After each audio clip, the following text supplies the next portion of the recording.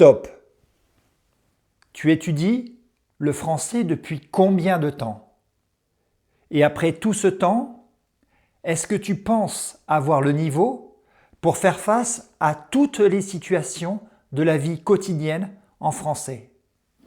Salut, je m'appelle Jordi, je suis professeur de français et créateur du French Club, le club de français 100% en ligne. Aujourd'hui, on va faire un test simple à partir de 12 mots. Si tu connais ces 12 mots, cela signifie que ton niveau est approximativement d'un niveau B1. Alors pourquoi ce niveau B1 est important? Parce que le niveau B1, c'est le niveau seuil du cadre européen. C'est le niveau à partir duquel tu peux dire officiellement « je parle français ». C'est le niveau à partir duquel tu peux faire face à toutes les situations de la vie quotidienne en français. Alors si tu ne connais pas l'ensemble de ces 12 mots, pas de panique parce que je vais te les expliquer un par un avec à chaque fois une définition et un petit exemple. Donc prends ton petit carnet de français, un crayon et si tu aimes les défis, si tu aimes ce défi, pense à me mettre un j'aime à cette vidéo et à t'abonner à la chaîne Le French Club en activant la petite cloche pour ne rien manquer. Allez, on commence tout de suite. Donc tout d'abord, avant de te donner les définitions et les exemples, je te propose de découvrir la liste de 12 mots. Petite précision importante, dans cette liste, il y a uniquement des noms communs. Il n'y a pas d'adjectif, il n'y a pas de verbe, il n'y a pas d'adverbe, uniquement des noms communs. Le premier mot de la liste, c'est un hebdomadaire. Sais-tu ce qu'est un hebdomadaire? Le mot numéro 2, c'est un parcours. Un parcours. Quant au mot numéro 3, il s'agit d'une éolienne. Une éolienne. Le mot numéro 4, c'est un gobelet. As-tu déjà entendu ce mot-là? Un gobelet. Le mot numéro 5, c'est un stage. Un stage. Le mot numéro 6, c'est une plainte. Une plainte. Est-ce que tu connais le mot numéro 7? Un atout. Un atout.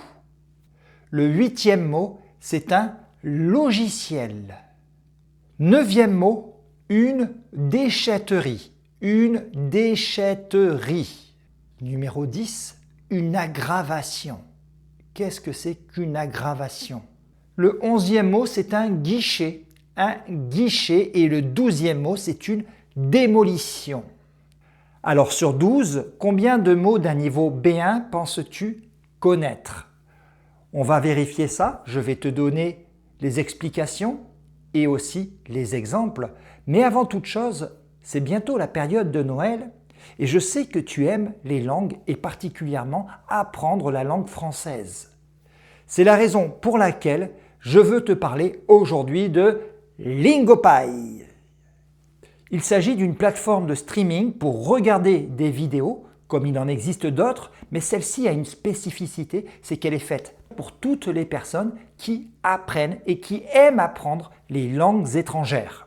Tu peux bien sûr apprendre le français en regardant des séries françaises, des séries francophones, et il y a tout un tas de fonctions qui t'aideront à progresser en français. Tu as par exemple la possibilité d'activer le double sous-titrage. Un sous-titrage en français et un sous-titrage dans ta langue maternelle. Et Lingopie te propose plein de petits jeux super amusants pour que tu apprennes à réutiliser ces mots. Et qui dit période de Noël dit cadeau de Noël. J'ai un cadeau pour toi. En cliquant sur ce lien, tu auras le droit à une réduction de 55% sur le plan annuel de Lingopie. Por ejemplo, yo uso Lingopie para reforzar mi castellano y creo que me va bastante bien. Pas mal, non? Le lien pour le cadeau se trouve dans la description de cette vidéo.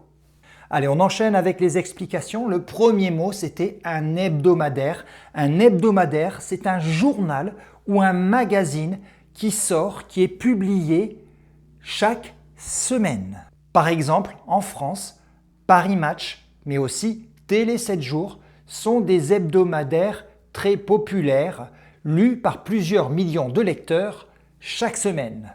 Je ne sais pas quels sont les hebdomadaires les plus populaires de ton pays.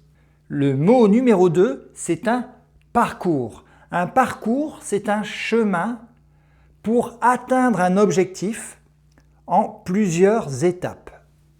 Ce chemin, il peut être spatial, organisé dans l'espace, ou alors temporel, qui s'étale dans le temps. Je vais donc prendre 2 exemples. J'ai regardé le parcours du Tour de France et il va passer dans notre ville. Nous pourrons aller encourager les coureurs cyclistes. Donc si je parle du parcours du Tour de France, il s'agit d'un parcours spatial, organisé dans l'espace. Mais si je dis le parcours pour devenir spationaute est incroyablement sélectif. Il faut obtenir d'abord un doctorat dans une discipline scientifique, puis suivre une formation très spécifique. Cette fois-ci, je parle d'un parcours qui se déroule dans le temps. Le 3e mot, c'était une éolienne. Une éolienne, c'est cette gigantesque machine qui ressemble un petit peu à un moulin avec généralement 3 grandes pales qui sert à fournir de l'électricité. Ce nouveau parc d'éoliennes fait débat dans la région. Certains habitants trouvent cela moche, mais d'autres disent que c'est essentiel pour l'avenir énergétique. Le mot numéro 4 est vraiment un mot très pratique, un mot de la vie quotidienne. Il s'agissait du mot gobelet. Un gobelet, c'est tout simplement un verre en carton ou en plastique. Cela peut être pour les petits enfants. Ou alors, comme très souvent en France, les gobelets sont utilisés dans les festivals ou dans les fêtes locales pour servir les boissons. La phrase que je pourrais prendre en exemple est la suivante. Julie a bu son café dans un gobelet en carton, puis elle l'a écrasé et jeté à la poubelle. Le 5e mot, c'était le mot stage. Un stage, c'est une période de travail qui peut être plus ou moins longue, qui sert à apprendre, à acquérir un métier. Donc c'est une période de travail que l'on va faire généralement dans une entreprise. Donc que ce soit bien clair, lorsqu'on effectue un stage, on n'est pas encore un professionnel, on est en train d'apprendre. Je viens de finir mon master en communication et là je suis en train de chercher un stage de 6 mois dans une boîte de publicité. Le mot numéro 6, c'était une plainte. Une plainte, c'est un document officiel que je peux aller faire à la police ou à la gendarmerie pour signaler un problème ou un délit. Tous les soirs, le voisin écoute sa musique bien trop fort jusqu'à minuit, alors j'ai déposé une plainte. C'est-à-dire que je suis allé au commissariat de police pour me plaindre parce que le voisin faisait des nuisances sonores. Le mot numéro 7, c'était un atout. Un atout, c'est un synonyme d'avantage. Un avantage, un atout. C'est une qualité positive qui sert à réussir. Par exemple, Julie a le niveau C1 en français et c'est un atout pour travailler dans l'industrie de la mode. Parce que tu le sais, la capitale mondiale de la mode, c'est Paris.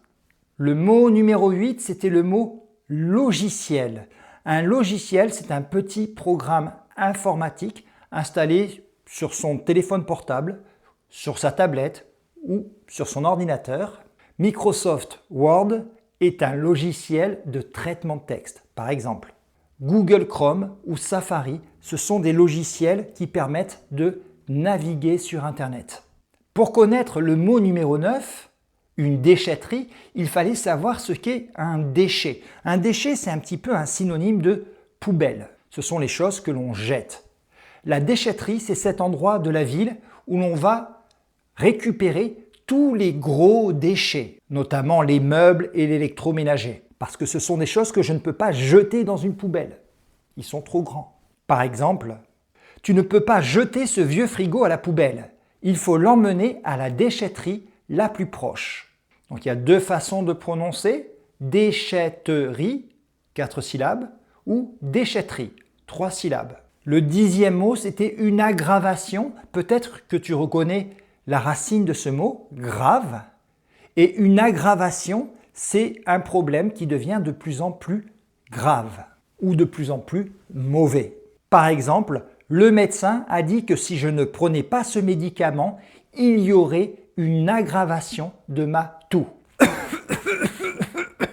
Mot numéro 11, mot très pratique. Si tu ne le connais pas, il faut absolument le connaître, un guichet. Le guichet, c'est cette petite ouverture que l'on retrouve très souvent dans une administration, derrière laquelle il y a un employé d'une gare, un employé d'un aéroport, un employé de banque.